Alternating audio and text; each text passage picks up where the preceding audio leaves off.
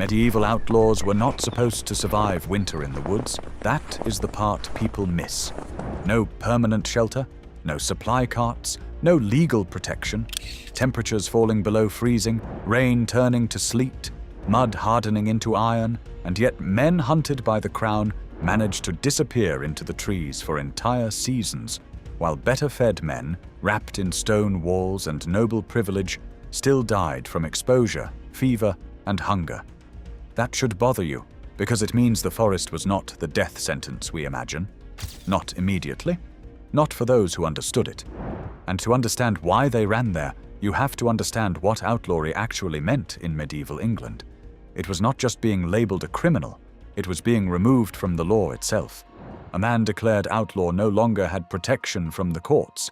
He could be killed without consequence, no trial afterward, no compensation for his family, no moral outrage.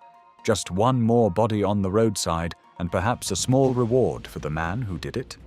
That changed everything.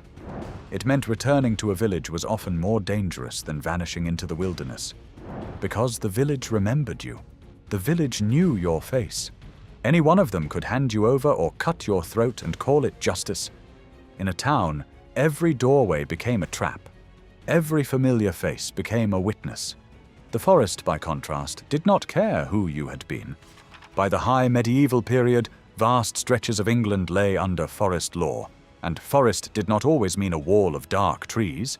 It meant protected royal land, often huge, rough, and only lightly controlled beyond the edges.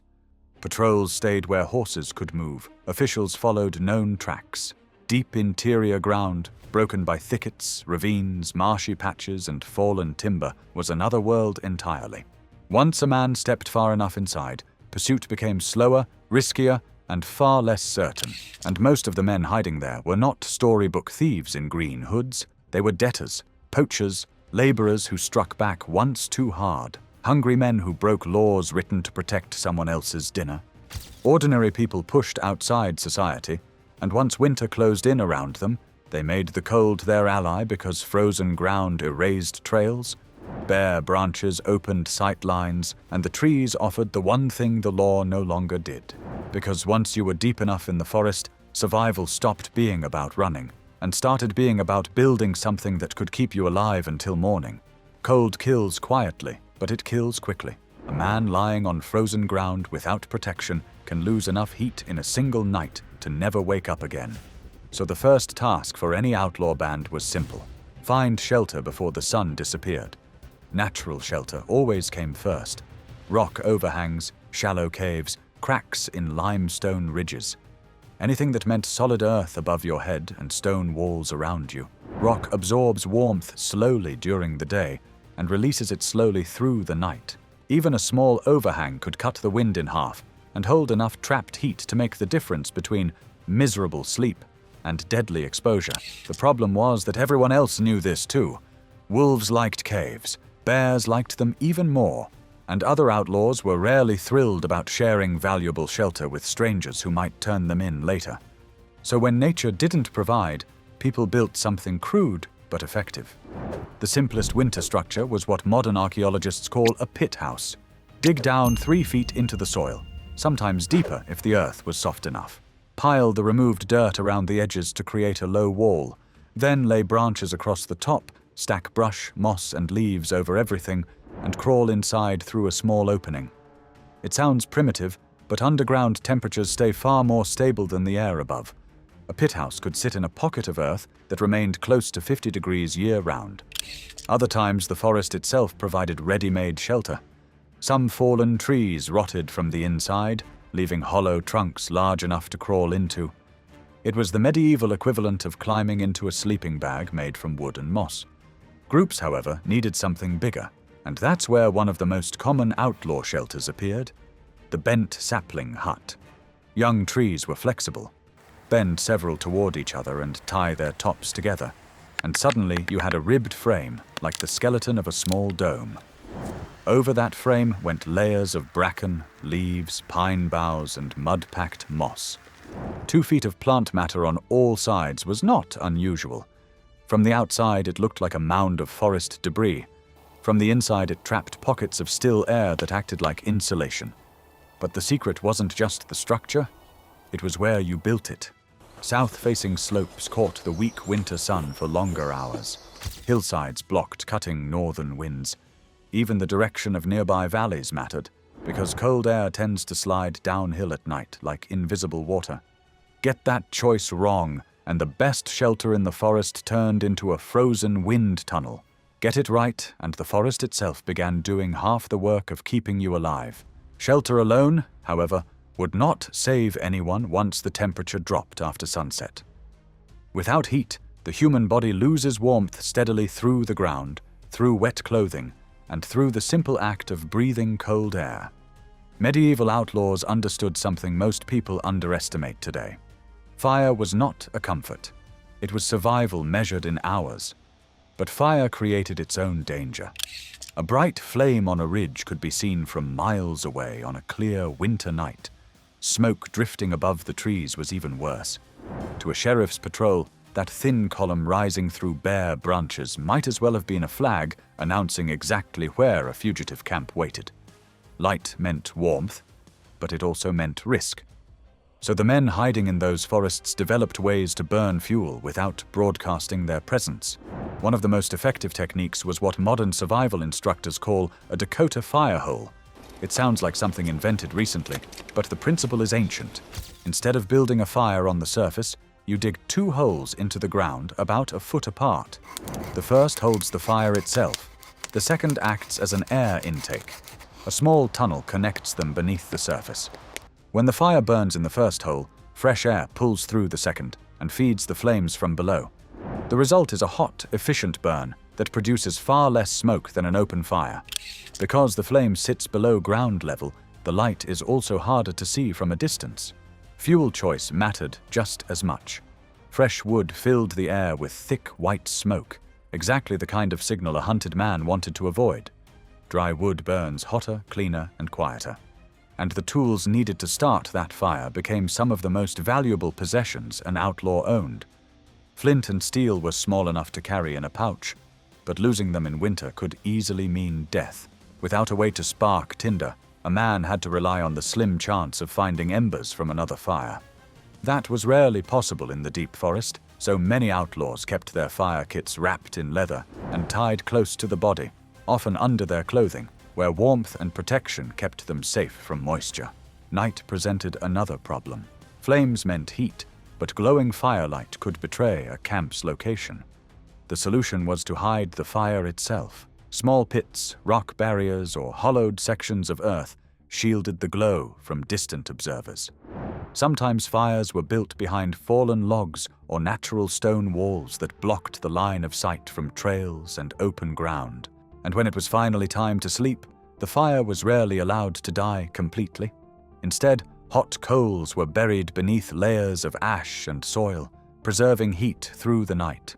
In the morning, those coals could be uncovered and coaxed back into flame without the dangerous process of striking sparks again in the cold morning air. Because warmth mattered, yes, but staying dry mattered even more. Cold alone rarely killed as quickly as people imagine. What actually destroyed the body was wet cold. Once clothing became soaked, the human body lost heat with terrifying speed. Water conducts warmth away from skin far faster than air, and in winter forests that difference could mean the gap between surviving the night and slipping quietly into hypothermia. Medieval outlaws learned this lesson the hard way, and the solution revolved around one material above all others: wool. Unlike most fabrics, wool keeps much of its insulating ability even when damp. The fibers trap tiny pockets of air that continue holding warmth against the body. A wool cloak drenched in rain might feel heavy and miserable, but it could still retain a large portion of its heat. Linen or plant-based cloth behaved very differently. Once soaked, it clung tightly to the skin and pulled warmth away like a sponge. That meant wool garments became some of the most valuable items an outlaw could own. Heavy cloaks, rough blankets, sheepskins taken from farms or markets, anything thick enough to hold heat. Many fugitives wore animal skins with the fleece turned inward against their bodies. The soft wool layer trapped warmth, while the leather outer side blocked wind and light rain. Clothing layers mattered too. Instead of one heavy garment, Experienced woodsmen stacked several thinner pieces together. Feet, however, were a constant problem. Most medieval peasant shoes were little more than thin leather coverings tied around the foot. They worked on dry ground but performed terribly in snow and slush. Leather soaked quickly, and once wet it stiffened in the cold like frozen bark. So many outlaws abandoned shoes entirely while moving through deep winter forest. Instead, they wrapped their feet in strips of wool cloth, winding the fabric around the toes, heel, and lower leg. These foot wrappings, simple but effective, had several advantages. They could be tightened or loosened easily, dried quickly near a fire, and replaced from scraps of fabric if necessary. Animal fat also played an unexpected role in winter survival. Outlaws rubbed grease into leather boots, cloaks, and even wool garments to make them resist water. The result smelled terrible, but it helped shed rain and damp snow. That greasy coating also blocked wind, which was often just as dangerous as moisture. Because wind steals warmth constantly, even a strong cloak loses effectiveness when icy air moves freely through it. And that is why clothing raids became almost inevitable. When autumn approached, outlaw bands often targeted isolated farmhouses not for money or luxury goods, but for wool blankets, cloaks, and sheepskins. Those thick fabrics were worth more than silver in the forest. A man could survive hunger for days. He could not survive long once cold and wet seeped all the way to the bone. Still, warmth alone solved only part of the problem, because even the best cloak and the best shelter in the world were useless if there was nothing in your stomach. Hunger arrived faster than cold for many outlaws. A man could endure freezing nights with good shelter and fire, but without calories, the body simply stopped producing enough heat to keep itself alive. Winter turned the forest into a brutal arithmetic problem. Every day required more energy just to stay warm, yet food became harder to find with every passing week. That meant hunting, even when the law made it a hanging offense. Under forest law, killing the king's deer could lead to execution or mutilation. Hands cut off, eyes put out. But starvation makes legal consequences feel distant and abstract. When ribs begin to show through the skin and your last meal was 2 days ago, the threat of punishment tomorrow carries less weight than hunger today. Still, experienced outlaws knew that chasing large animals was dangerous in more ways than one. A wounded deer could run for miles, leaving a trail that patrols might follow straight back to a hidden camp. And dragging a heavy carcass through snow created tracks even a half-blind sheriff's man could follow. So the real backbone of winter hunting was not deer, it was rabbits. Rabbits moved along predictable paths through the undergrowth known as runs. These narrow routes formed over time as animals passed through the same gaps in bushes again and again. Place a snare along that run, just a simple loop of cord or twisted plant fiber, and the trap would tighten when the rabbit pushed through. The beauty of snares was that they worked while you slept.